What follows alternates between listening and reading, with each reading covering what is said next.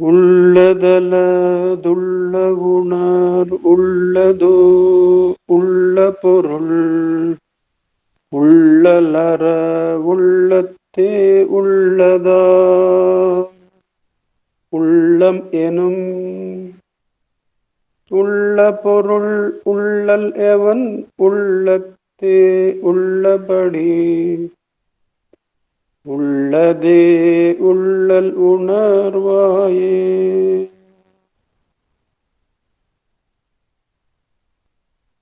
Namo Ramana. With Bhagavan's immense grace, we continue our meditations on the text of Ulladu Narpadu. We have come up to verse number 7 this week. உலகறிவும் ஒன்றாய் உதித்தொடுங்கும் ஏனும் உலகறிவு தன்னால் ஒளிரும் உலகறிவு தோன்றி மறைதற்கிடனாய் தோன்றி மறையாதொளிரும் பூன்றமாமஃதே பொருளாமால் உலகறிவும் ஒன்றாய் உதித்தொடுங்கும் ஏனும் உலகறிவு தன்னால் ஒளிரும் உலகறிவு தோன்றி மறைதற்கிடனாய் தோன்றி மறையாதொளிரும் பூன்றமாமஃதே பொருளாமா. Bhagavan turns our attention completely inward. With this, the contextually the culmination of 5th, 6th and 7th verses. That's where we are in the chapter on Viveka. We are being given Viveka on how to investigate into Ulla Porul. Should we investigate in the world or Udal or senses or mind or that which is the Adhara for all this?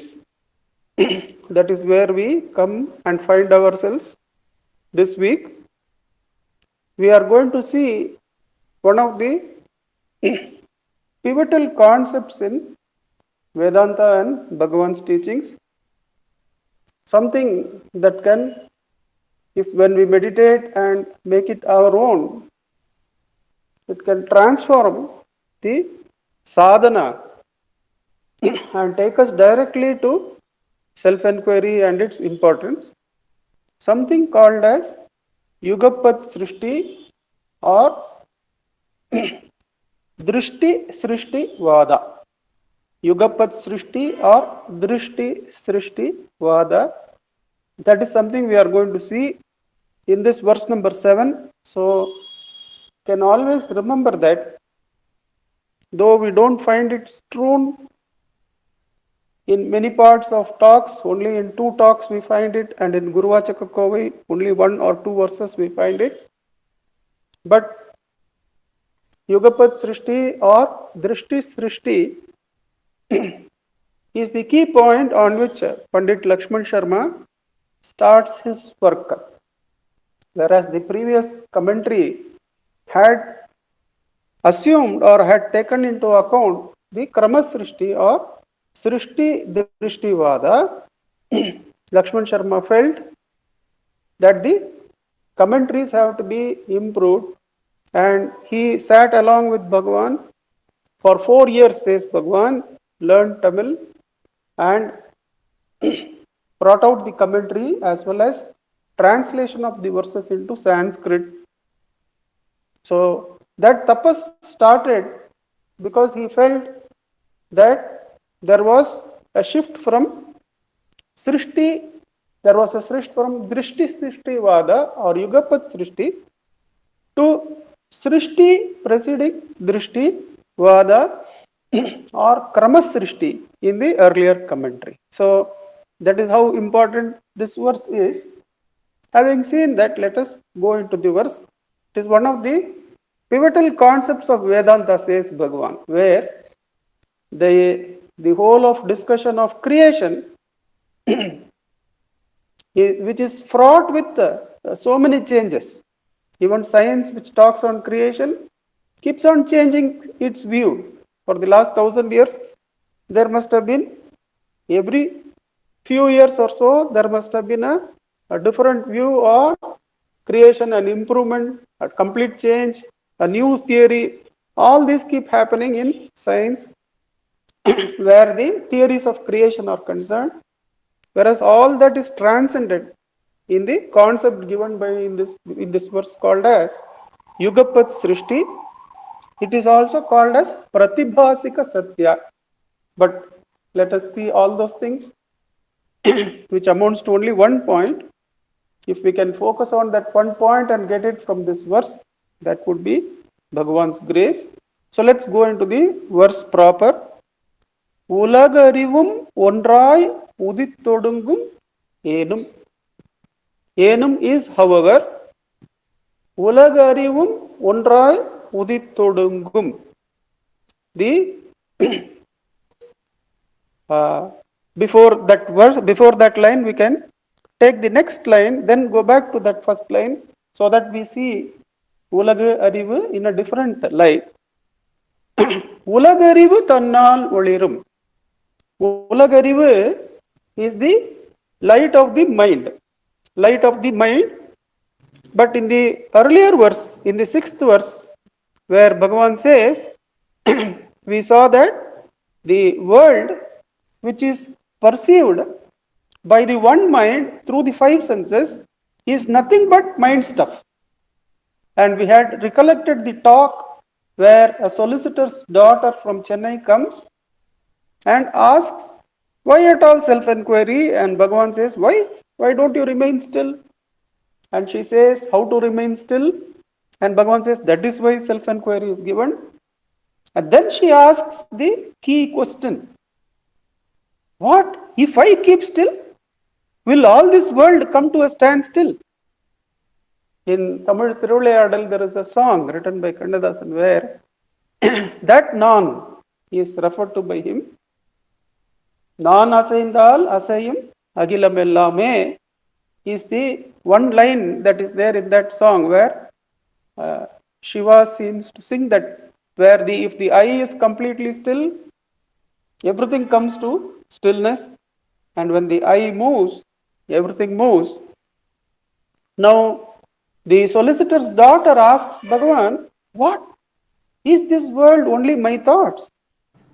Then Bhagavan, with few more inquiries, Bhagavan comes to the point that as she doesn't leave at all, Bhagavan says, in deep sleep, there were no thoughts and no world.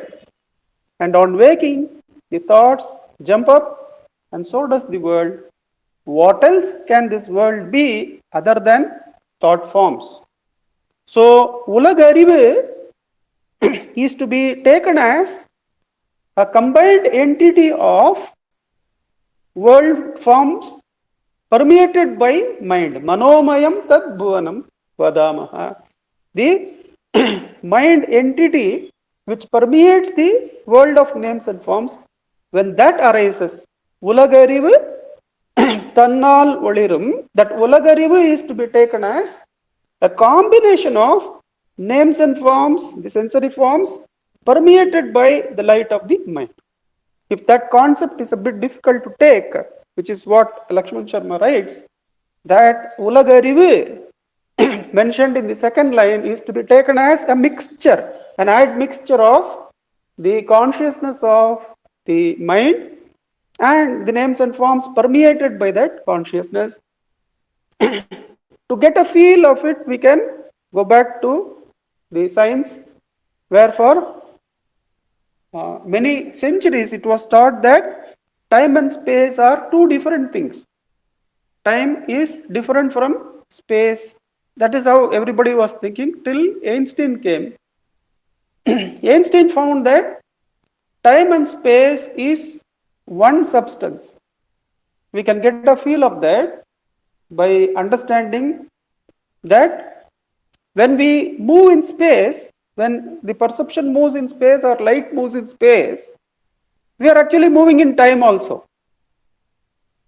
For instance, the popular example of what we see as sun is what the sun was 8 minutes ago. So when our perception takes in the sunlight has taken 8 minutes to hit our eyes. So the perception, or if you want to travel to sun at the speed of light also, it involves the time and space as a continuum. When you near the speed of light, then time dilates, they say.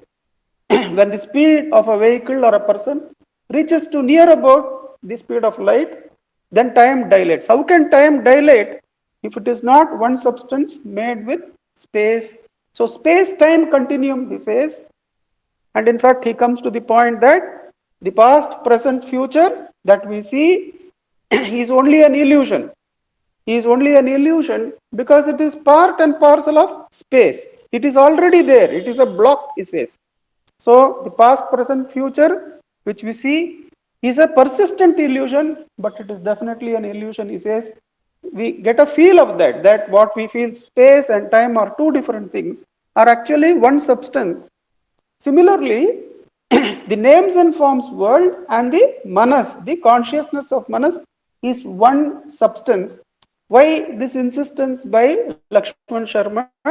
So that when it goes in, when the manam goes in, then the world also goes in. To get that feel, when time is dilated completely in the present moment, all space is also dilated and brought into the present moment. Similarly, when the mind is dilated and taken to the source, then along with that mind, we should understand the world, sensory world of names and forms is also simultaneously taken to the source. So with that understanding of the second line, that in the second line we are going to get Ulagarivu, a concept, that Ulagarivu actually is a combination of the mind and the sensory world of names and forms. Now let's get back to the first line. Ulagu arivum ondrai udithudungum enum. Ondrai udithudungum, simultaneously rise and simultaneously set. What? World and mind. The world and the mind. There is a lot of study on consciousness which is going on, which we will try to get into a little bit as we discuss it further. But when we call mind, we should understand that it is the conscious entity which permeates the consciousness into the world of names and forms. Ulagu arivum ondrai udithudungum. In this, there is a request by one of the members. Can you just tell me that, Vidya Madam?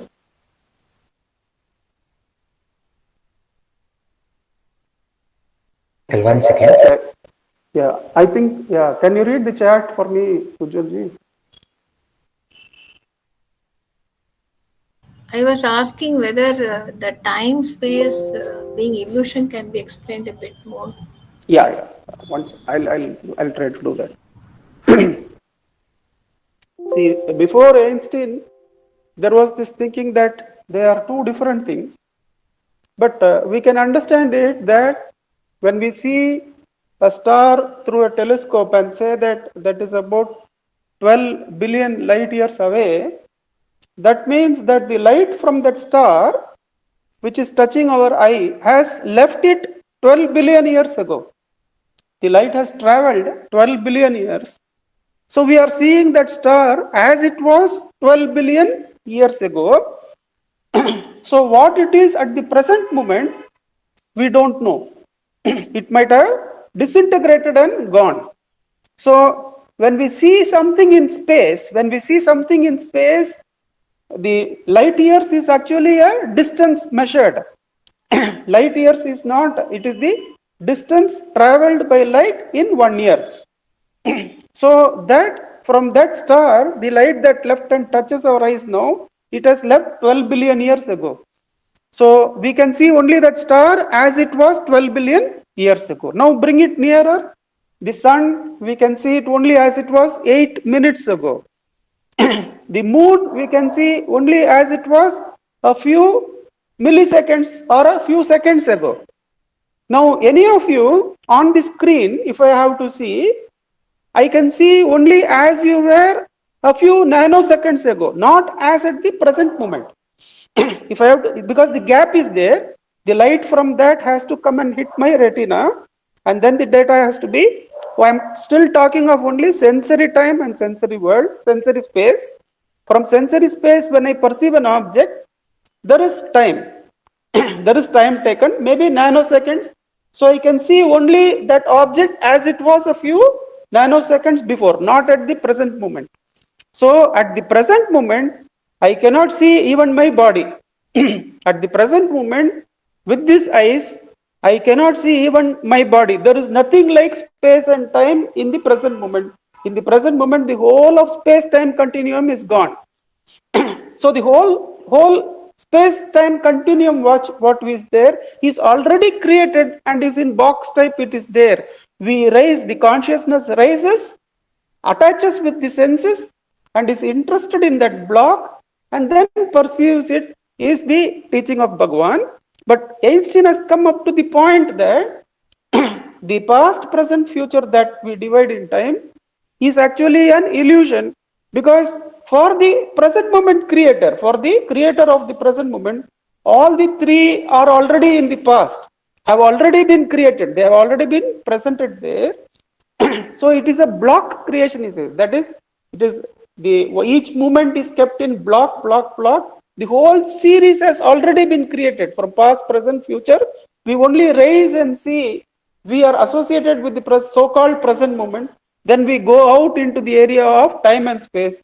The moment you go out, the illusory area of past and future, they start. Otherwise, in the present, when you come to the present moment, in one sense, everything is past. Everything is past because the moment you want to see something, you are going to come into time. So there is no seeing in the present moment. The whole block of sensory world is removed.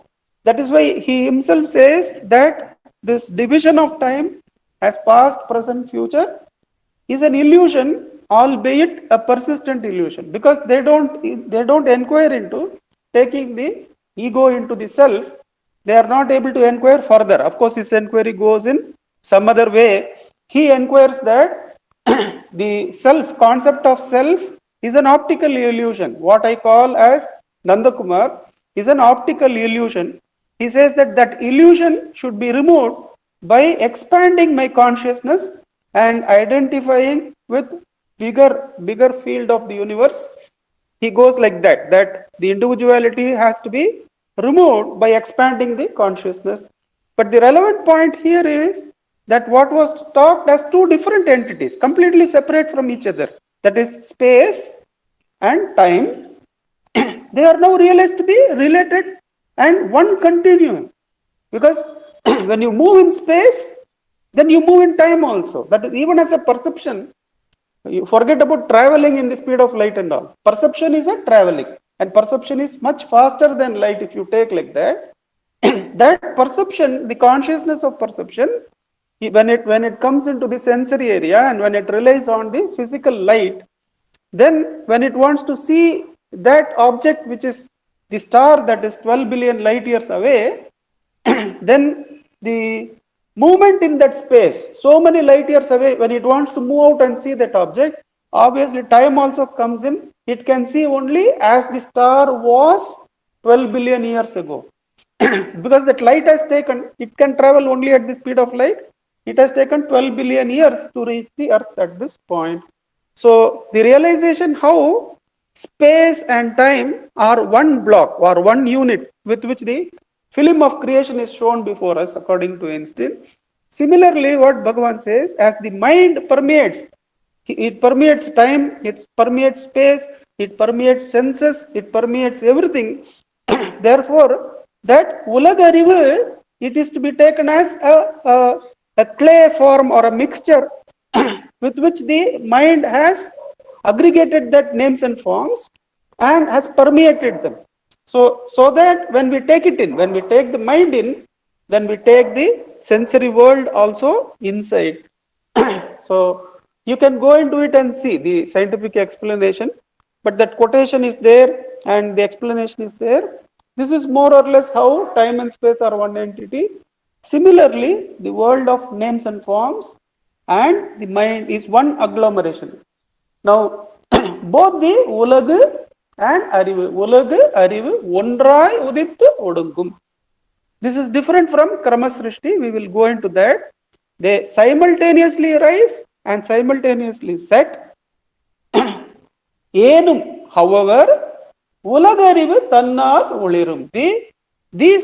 The names, the world of names and forms is lit, or you can perceive, or they come into the existence of consciousness only by the mind, only by that which is called as ulagarivu, that mind which is not only thoughts but thoughts permeating the solid names and forms. So ulagum arivum ஒன்றாய் உதித்தொடுங்கும். Though the world and the mind rise and set simultaneously, however, the world is perceived by the mind. So the importance is shifted from matter to consciousness. This is a major shift which science is struggling with, but more of it later. உலகறிவு தன்னால் ஒளிரும். The உலகு of name and forms is lit by the mind. தன்னால் ஒளிரும். உலகறிவு தோன்றிமறைதற்கிடனாய். This agglomeration of mind nature, thought nature permeating the names and forms, for it to rise and set. உலகறிவு தோன்றிமறைதற்கு இடனாய். For the agglomeration of consciousness called mind permeating the names and forms to rise and set, தோன்றிமறையாது ஒளிரும். There is a consciousness which is not a reacting consciousness, which is not affected by this rise and fall, which is untouched by this rise and fall, which is self-luminous. உலகறிவு தோன்றிமறைதற்கு இடனாய், as a support, as an adhara, தோன்றிமறையாதொளிரும். That there is a consciousness which does not appear or disappear. நீனான் அறப்புலி நிதங்களிமயமாய் நின்றிடும் நிலையருள் Arunachala, போக்கும் வரவும் இல் பொதுவெளியினு அருள் போராட்டம் God Arunachala. The consciousness of the self is without pokum varavum, without going and coming, without rise and fall. It is aruna achala. It is the unmoving consciousness which is still. So for the mind consciousness to rise and fall, உலகறிவு தோன்றிமறைதற்கு இடனாய், as an adhara, தோன்றிமறையாதொளிரும். The without appearance and disappearance, but shining self-luminously, there is the Purna Vastu. There is the complete, that which is self-complete in nature, which does not depend on another light for its revelation. தோன்றிமறையாதொளிரும் பூன்றமாம் அக்தே பொருள். So the three verses which started with the udal, then indriyas or the புலன்கள், then manam, then ulagarivu, which is the manam occupying or permeating the world. From all these stages, Bhagavan has brought us to the self. தோன்றிமறையாது ஒளிரும் பூன்றமாம் அக்தே பொருள். So let us bring the meaning together. Though we have gone into some interpretation for the words in between, let us now bring them together. Though the world and the mind rise and set simultaneously, for the world to be perceived or to be perceived consciously, The mind is the key factor, or the world is lit by the mind. Therefore, now the mind is the raising and setting consciousness. So, therefore, for the mind to raise and set, there should be an adhara, there is an adhara, there is a substrate which itself is unmoved, is unaffected, is unchanging, and self luminous. That is the Purna Vastu, the self. That is the verse in gist. In so the key concept here is, which we are going to go into now, is the simultaneous creation.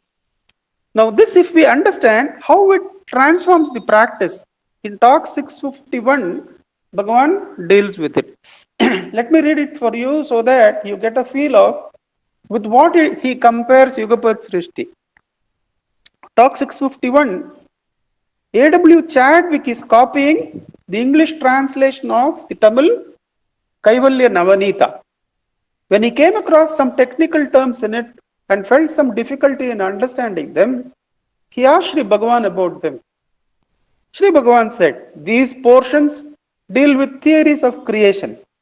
They are not material because Shrutis do not mean to set forth such theories. They mention the theories casually so that the enquirer may please himself if he be so inclined. The truth is that the world appears as a passing shadow in a flood of light.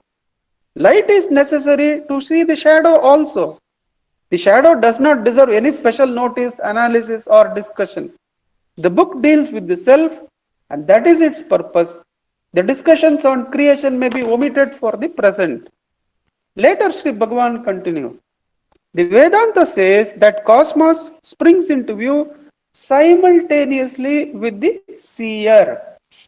This we will be seeing later in verses 24, 25, 26, where the tattva of ego is dealt. So that's why I am not able to jump directly to that. But you can make a feel of it because we have covered it once. Vedanta says that the cosmos springs into view simultaneously with the seer.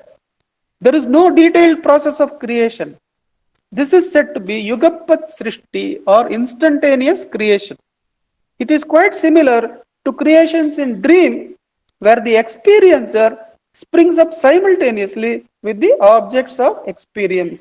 So the Yugapat Srishti is similar to our experience of dream, where the dreamer rises like that along with the dream world. When this is told, some people are not satisfied, for they are so rooted in objective knowledge. They seek to find out how there can be sudden creation. They argue that an effect must be preceded by a cause. In short, they desire an explanation for the existence of the world which they see around them. Then the Shrutis try to satisfy their curiosity by such theories of creation. This method of dealing with the subject of creation is called as Krama Srishti, gradual creation. But the true seeker can be content with Yugapat Srishti, or instantaneous creation. The true seeker can be content with instantaneous creation or Yugapat Srishti, says Bhagavan in talk number 651. What is the benefit for us is that it cuts short much of the energy that we would waste in discussing causes and effects. When Karma Srishti is there, there is always discussion of cause and effect. What caused this? Usually, when our mind is occupied with a thought, the thoughts that will be added to that will be usually from causes or the effects. So that is how our mind works. It connects with causes and effects. That is how we work in our the Krama Srishti. What is the cause? Let me remove the cause, then the problem is removed.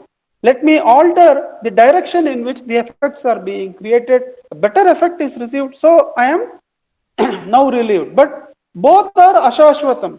Both the causes and effects are ashashvatam, and they are gati nirodhakam. They are going to stop us from finding the final rest or the truth.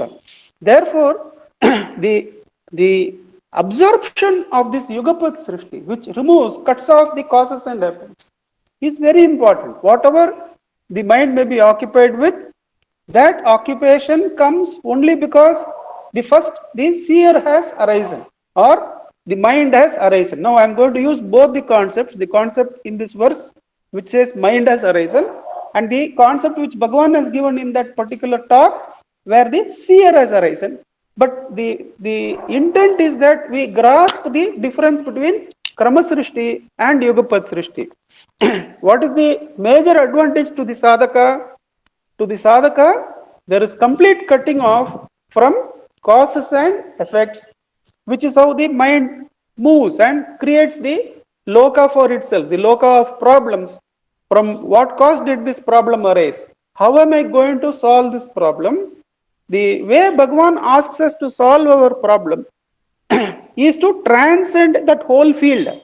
The transcend the field of Krama Srishti and go to that place where the problem seer, the act of seeing the problem, and the problem itself are now all rolled into the one truth, and you are residing in that truth, which is going to be present at that point where the problem is solved or the solved and all are inverted commas. There is no solution of problems and all that.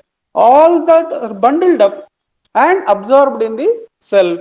So to abide in the self becomes the singular solution to any situation. Now that's an extraordinary gift to receive for a sadhaka, because now we feel that there are different solutions to be arrived at, and at different points we will get different kinds of satisfaction, and somehow we will be satisfied when a particular goal post is reached. But the understanding and experience is that when we reach there, the goal post is shifted. So in Yugapat Srishti, the understanding is that it is the rise of the seer, the rise of the mind that makes us see that world which is permeated by the mind itself. Now what one has to do? One has to withdraw it and take it to the source. Now another way of understanding it from another mystic, when he talks about God and creation, he says God did not create over a period of a week. He's a Christian mystic. So he says he did not create the whole creation over a period of week or a period of time, but in one glance. The way he says is, if God was set to look out into time in a now moment, in that act of looking itself, all creation was created. Then he adds, if at all it can be said that God ever looked out into time. That means the whole concept of time being created and then the other things coming out of time, can it be outside the consciousness of God, he asks. Can it be outside that consciousness which we call as the universal consciousness? Can the universe be outside of that? It can't be, is the implication. That there cannot be a state where we say God has looked out of himself. So the whole creation is within the consciousness. That is why Bhagavan brings it that in this moment in time, if the consciousness rises, then the world is there. If the consciousness subsides, then the world also subsides into the self along with that. So that is the key concept in this particular talk, in this particular verse, which is Yugapat Srishti. Let us bring all the three verses together for a few points.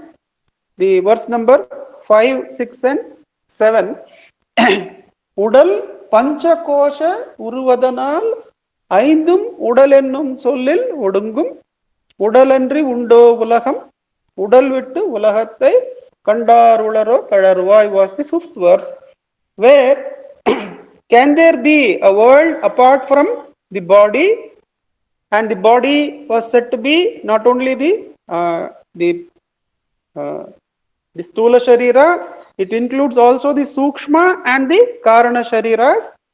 So when you free the consciousness from the body, Udal Vittu, then one is freed of the perception of the world also was the import of that. Udal vittu ulagathai kandarularo kalaruvaai. So all you have to do is tannai upadi vittu orvadu.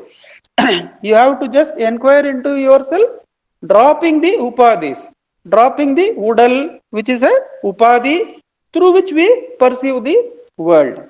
Now later we will find two verses in, I think it is verse number 16 and 17 of Ulladu Narpadu, where some more delineation of this Udal and Ulagu are taken up. Just a brief look at that. There, the concept of the self, this Purana, how it occupies the body, Udal nane tan unararkum unarndarkum, Udalalawe nan tan unararku, Udalulle tannunarndarku ellayara tanulirum nan. In the first verse he says that between the Ajnani and the Jnani, both of them say the body is I, but to the one who is unaware of the self, his I is limited to the frame of the body, whichever body it may be. It may be Sukshma, it may be Stula, Sukshma or Karana. But Udalulle tannunarndarku, for the one who has realized the self-luminous self, Udalulle tannunar, ellayara, all the limitations of body is transcended. Tanulirum nan. Therefore, his I is the self-luminous self. His Swarupa, Swaswarupa is the self-luminous self, is the import of that verse. The next verse is Ulagunmayagum Unarvillarkum Ullarkum Ulagalavam Unmai Unararku Ulaginukku Adharamai Uruvatrarum Unarndar Unmai. There also the reference is to the world. The connection being this verse, the verse number 5, connecting body and the world. The verse on Ulagunmayagam, for both the Jnani, for both the Ajnani and the Jnani, the world is truth. But Ulagalava Munmai Unararka, for the one who has not realized this Purana inside, his truth is limited to the world. Whereas for the Jnani, Uruvatrarum Unarndar Unmai. The same Spurana is felt as the world is the truth of the world of names and forms is now replaced by the limitless self. Now connect verse number 16 and 17. Now this Purana occupying the body, this Purana occupying the world, there is no difference. In one act, the self-luminous self, which has no objective gap, it is complete, it is Purna Vastu. It fills the body and the world.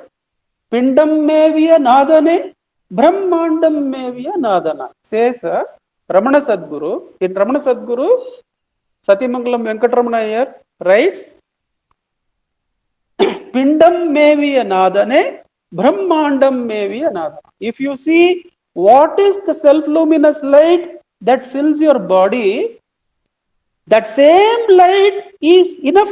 The understanding of that light is sufficient to know that this is the light that is permeating the whole universe, the whole creation.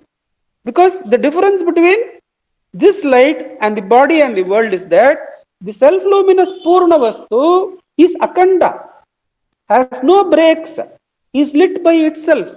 Whereas both the body and the entire cosmos is lit by a consciousness apart from it. Therefore, the self-luminous self, Udal vittu ulagam kandarularo kalaruvai. The ones who have left the body and are experiencing the self, will they ever be able to now be caught up in a world or a universe of names and forms? No, they are free, says verse number 5.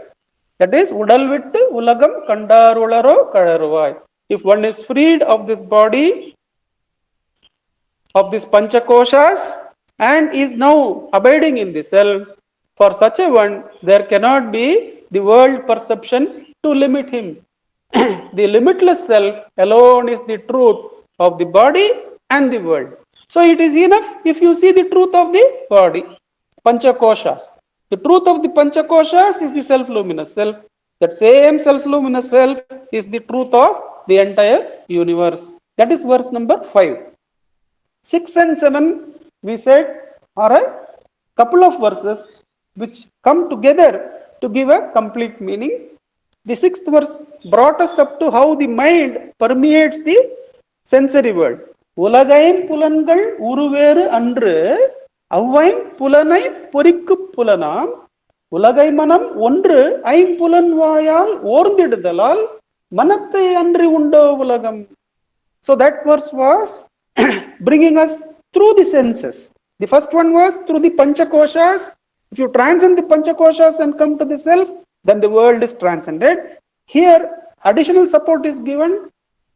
We saw that Indriyani Paranyahu, Indriyabhyah Parammanah, Manasastu Parabuddhi, Yobuddhe Paratastu Saha, that the Indriyas are more powerful than the world, the entire cosmos. The Indriyas, if you understand, then that understanding is far more powerful than the understanding of the entire sensory world. Indriyabhyah Parammanah, the Indriyas are permeated by mind. Manasastu Parabuddhi, the mind is permeated by intellect. Yobuddhe Paratastu Saha, that I, that consciousness which permeates even the mind, that is far more stronger, powerful than all the earlier mentioned fundamentals.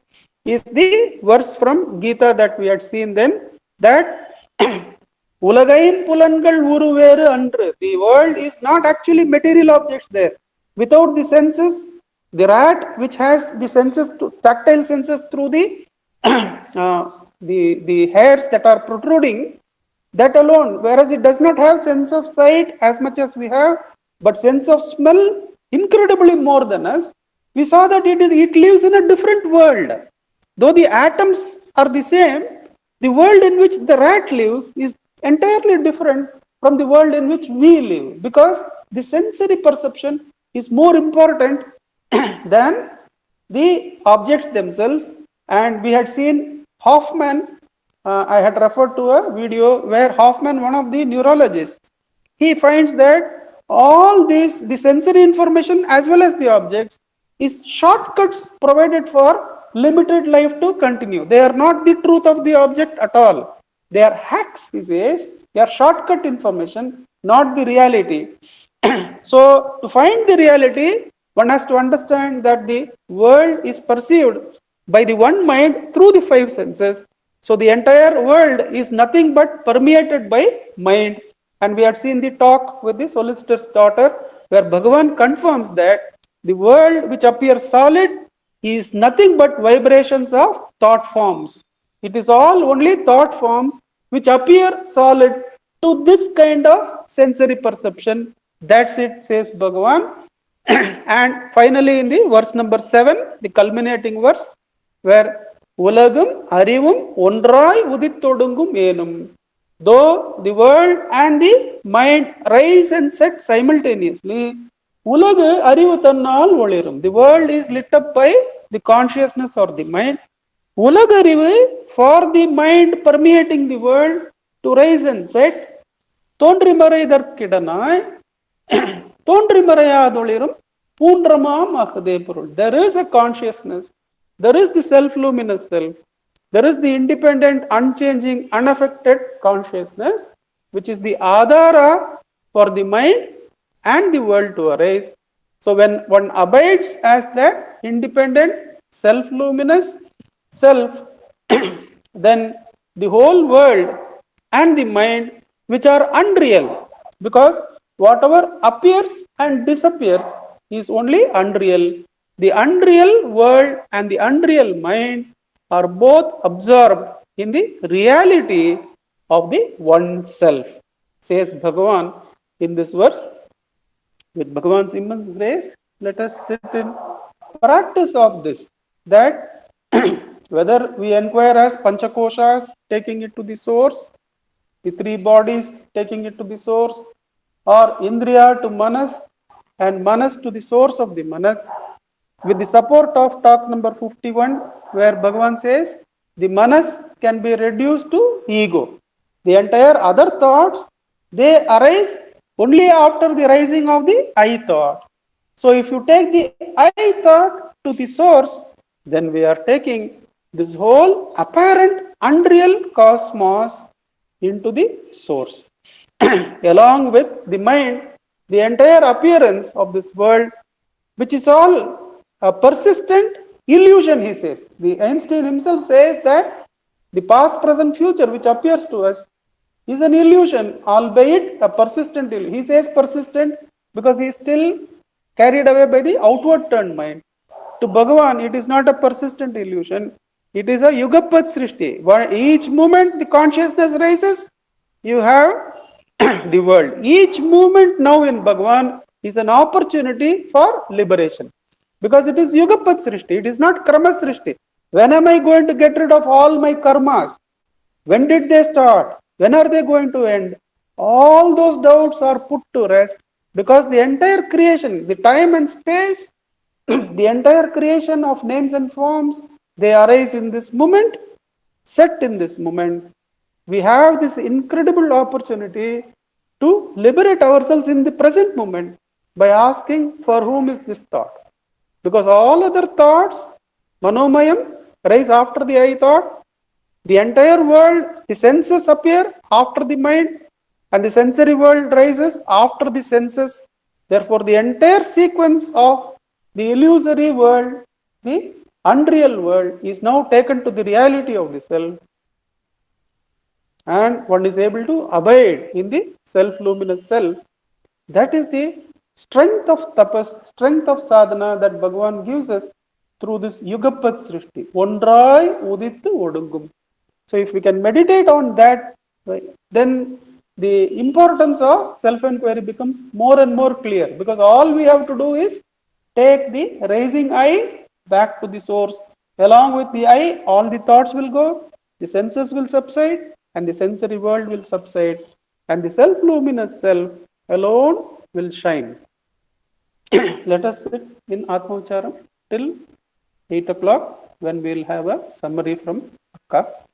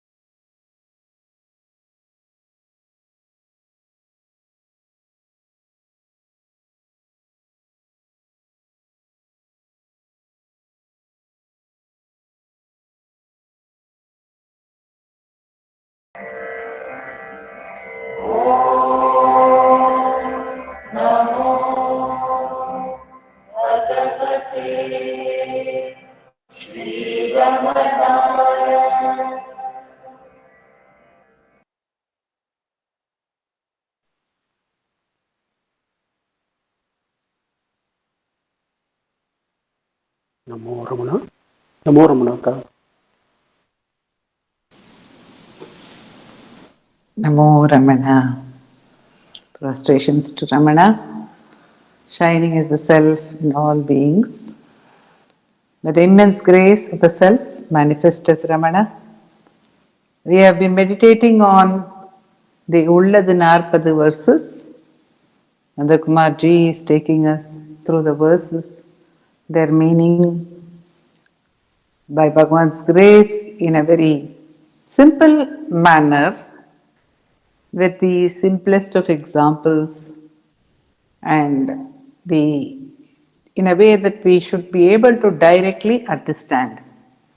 The very beautiful thing about today's verse is that what I would be reflecting on now is what I have perceived of what Nanda Kumar ji has spoken. And when each one of you listens to what I say, or you have listened to what Nanda Kumar ji is saying, it would have meant a different thing to each one of you. To each one of us, it means what we create of it. That's what Bhagavan is telling us. We are creating the world. This is not a very difficult thing for any one of us to understand. Intellectually, we are able to perceive it. Because if you do not think of something or someone, at the point of time when you are not thinking, say now we are in class, you are thinking of Nanda Kumar ji, you are thinking of me. But when you are busy with your daily schedule, all through the day you will not be remembering either one of us. When the class time is nearing, satsang time is nearing, then you begin to remember us. So at a time when a person is not there in our thoughts, at that point of time, when a particular person is not there in our thoughts, does that person exist for us? At that point of time, that person doesn't exist for us at all. And so we don't exist for others at all point of time. We exist for others only when they remember us, only when they think of us. And others exist for us. The world exists for us, says Bhagavan, only when we think about it, when we pay attention to it. And when we pay attention to it, that part of the world or that aspect of the world to which we are paying attention becomes lighted for us. In our workshops, for this concept, we thought of a particular example of, in earlier days, there used to be something called a lighthouse. And the lighthouse is a huge tower with a light which is to guide the ships coming into the harbor so that they don't hit some rocks or they don't hit the shore in the wrong place. So it is in order to guide the ship. And there used to be a rotating light. The light beam will rotate so that it covers different parts of the harbor. And when the light beam is rotating, if any one of you have seen that, or sometimes nowadays in disco, they call some disco lighting, they have a rotating light. If there is total darkness and there's a rotating light, what will be the perception? What will we see with our eyes? Will we see the same sight? We will only see from moment to moment that which is lighted by the moving light. Similarly, we see the world as lighted by our mind. And to show us how much the world is only in the mind, I recalled an instance of Jagadishwara Shastri. Jagadishwara Shastri came to Bhagavan when he was in his late teens and in the Virupaksha years. And he was there almost for long hours. He, Sundaresh Iyer, and others have enjoyed that intimacy with Bhagavan during the Virupaksha years when very few people were there around Bhagavan. And so one day in the afternoon, Bhagavan told Jagadisha, he used to call him by his first name, similarly Sundaresha here also, Sundaresha. He told Jagadisha, come, let us go. I don't know, for Girivalam, he said Girivalam, or down the hill, someplace, most has to be only Girivalam. It was mid-afternoon and Arunachala, the heat is really very intense. And the rocks on Arunachala will be burning. Even in the afternoon, evening, recently we had the good fortune of going to Tiruvannamalai and doing Girivalam, and most of the people walk barefoot. Even though they started after 5 o'clock, many had blisters in their feet. So you can imagine at 2 o'clock or 12 o'clock in the noon time, how hot it will be. It's not possible to keep one's feet. But one doesn't say no to Bhagavan, isn't it? So Jagadishwara Shastri started following Bhagavan, but he was literally hopping and jumping. And first Bhagavan just told him, this is all only in your mind. Usual. He said it is in your mind. And then Jagadishwara Shastri said, it is impossible for me, Bhagavan. It is impossible. Then Bhagavan told him, think Suryosmi. Think I am the sun. Suryosmi. Believe that I am the sun. So if at that point of time, when Bhagavan told him, think Suryosmi, I am the sun, all sense of heat disappeared from Jagadishwara Shastri. Thereafter, he could walk barefoot in the hottest of climates on the road, barefoot, he could walk. But the point is, if you think you are the sun, then there is no worry from heat for you. If I think I am apart from the sun, then there is a lot of worry for me on account of heat. So he could think he was the sun. And he could get rid of the concept of heat, the worry from heat, which clearly shows that if the mind, whatever the mind thinks, that is what the world is. And that the world is perceived only by the mind, Bhagavan would constantly say, everything is only in the mind. The whole perception is only in the mind. As Nandakumarji said, when we understand this, it will make our practice very light, very easy. We don't have to worry about a world that is outside, which is going to disturb us in any which way at any point of time. Anything which is outside of us, we cannot have full control over, maybe even partial control over. So when Bhagavan says that the entire world is created only by my thought, that means the entire world is already controlled by me. That should give us so much of freedom and power, but also freedom and peace, because we don't have to worry about the world. And then one remembers, of course, Bhagavan says it's in the mind. One remembers an instance to say everything is in the mind. The mind alone creates the world.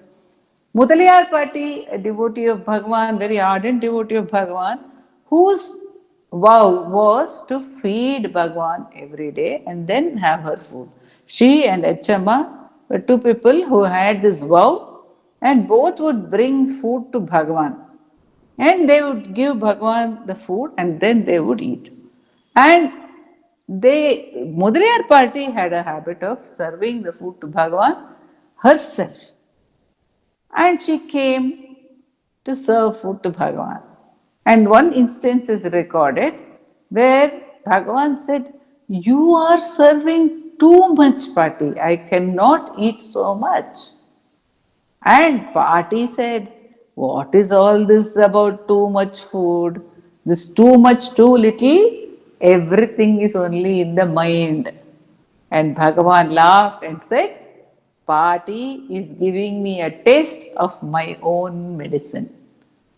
But that is the medicine which Bhagavan has given to all of us.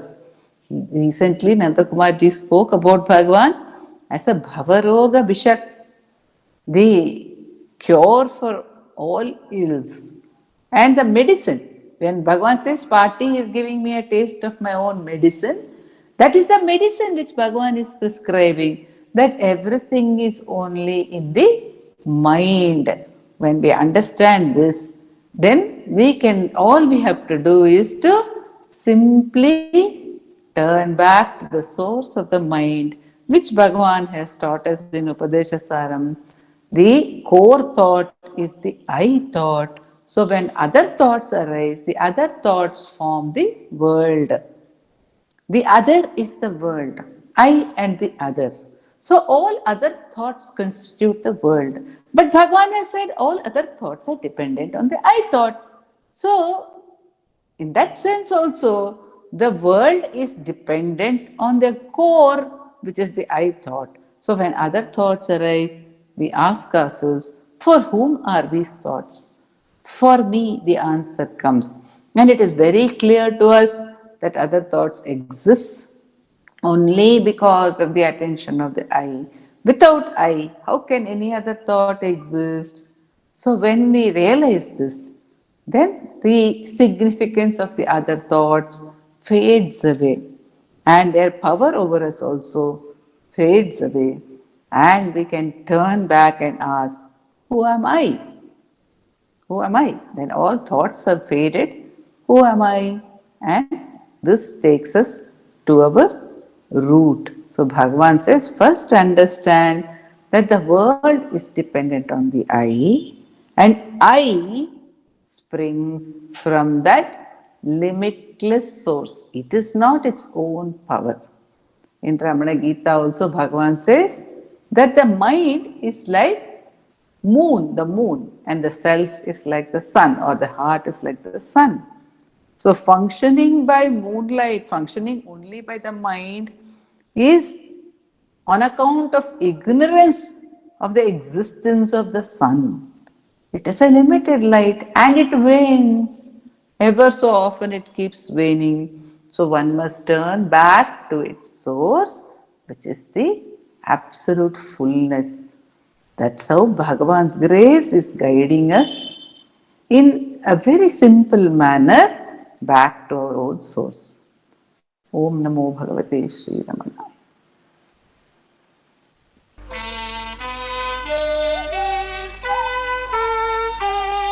Ramananjali, Hridayanjali, Ramana.